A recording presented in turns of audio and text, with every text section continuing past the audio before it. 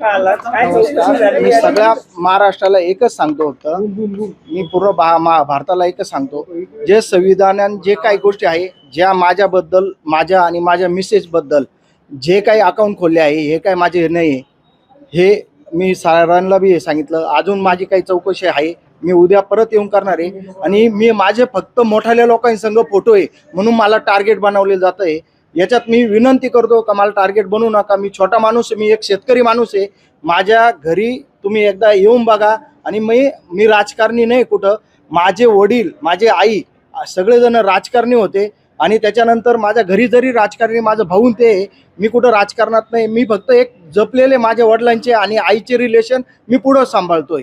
आणि माझे जो हा कोणी आरोपी आहे त्याच्याशी माझे कुठलेच व्यवहार नाही. यांनी हे जे खाते खोलले समतामध्ये, हे सगळे चुकीचे खाते खोललेले.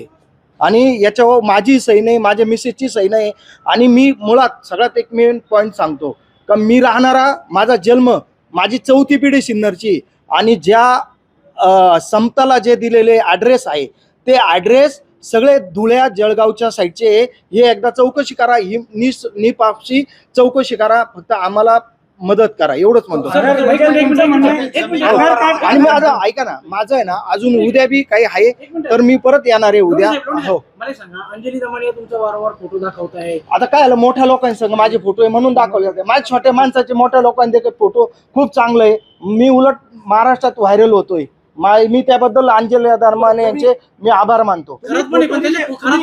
आता खरात एक ध्यानात घ्या, जर कोणाला भेटावलं, ही असं कोणाची प्रतिमा काय होती, हे काय मी अंतर्ज्ञानी नाही किंवा मी काही गोष्टी नाही, मी अंतर्ज्ञानी नाही. तेव्हा मी फक्त भेटावलं तर मी माझी काही चूक नाही. बाकी आय एम सॉरी.